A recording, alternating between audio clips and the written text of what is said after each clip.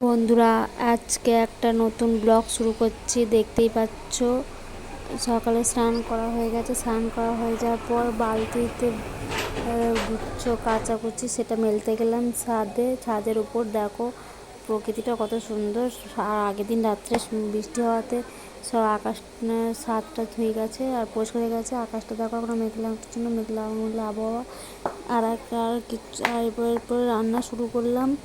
রান্না হচ্ছে একটু বিরিয়ানি বানাবো, এঁচোড় বিরিয়ানি। তার জন্য মশলা বানিয়ে ফেললাম। দেখতেই পাচ্ছ মশলা দিলাম আদা জিরে গোটা লঙ্কা ধনে হলুদ এইসব ধনে। আর একটা হচ্ছে কি মশলা বেটে ফেললাম, সেটা হচ্ছে কাজু বাদাম, দই আর হচ্ছে এমনি বাদাম, চীনা বাদাম, চারমগজ বাটা এইসব দিয়ে। আর তারপর দেখতে পাচ্ছি এঁচোড়টা তৈরি করছি। এঁচোড়টা ভাজতে লাগলাম। ভাজার পর তেল ফোড়ন দিচ্ছি। তেল ফোড়ন দিয়ে দেখতে হয় যে মশলাটা বাটা মশলাটা ছিল, সেই মশলাটা যেহেতু নিরামিষ তার জন্য হিং দিলাম। নিরামিষ বিরিয়ানি তার জন্য একটু হিং মশলা দিয়ে একটু মিষ্টি দিলাম। যেহেতু নিরামিষ ছিলাম, আমাদের এই বাড়িতে সচরাচর মিষ্টি খায় না, তাও মিষ্টি একটু হালকা দিলাম যেহেতু নিরামিষ। তারপরে আর একটা যে পেস্টটা বানিয়ে রেখেছিলাম সেটা দিয়ে দিলাম। দেখতেই পাচ্ছ কত সুন্দর একটা কালার আসছে আর গ্রেভিটাও খুব সুন্দর কালার এসছে। তারপরে দেখতেই পাচ্ছ আরও তারপরে যে মশলাটা বানিয়ে রেখেছিলাম সেই মশলাটাও দিয়ে দিলাম। দেখো কত সুন্দর কালারটা এসছে।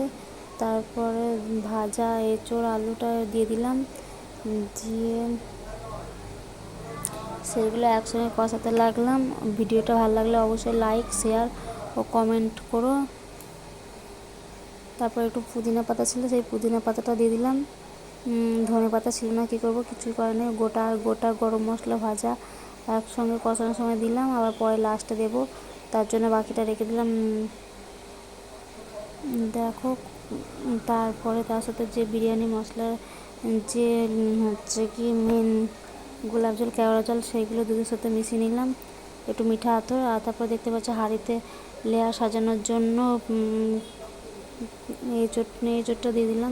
তারপর রাইসটা দিয়ে দিলাম।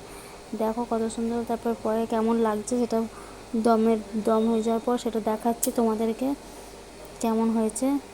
দেখতেই পাচ্ছ কত সুন্দর ঝরঝরে, আর কালারটাও খুব সুন্দর এসছে। ভালো লাগলে অবশ্যই শেয়ার লাইক ও কমেন্টে জানিও। হঠাৎ দুপুরে জানতে পারি যে আজকে আমাদের পাড়ায় একজন বিশেষ অতিথি আসছে। দেখো তোমরা ভালো করে সবাই এই অতিথিকে চিনতে পারো কি না। পাড়ার মধ্যে এসছে অতিথিটা, হচ্ছে গিয়ে নায়কটাকে তোমরা কে কে চেনো অবশ্যই কমেন্ট করো আর জানিও। দেখতেই পাচ্ছ তারপরে শুরু হয়ে গেলো রাত্রে 9:15 বাজছে। দুধ চাল দিচ্ছি। বাড়িতে যেহেতু এরা রুটি খায় তাই রুটির জন্য প্রস্তুত করছি। রুটির আটা মাখছি। তারপর দেখো রুটি ভাজছি। ভালো লাগলেই শেয়ার করো। এখানে শেষ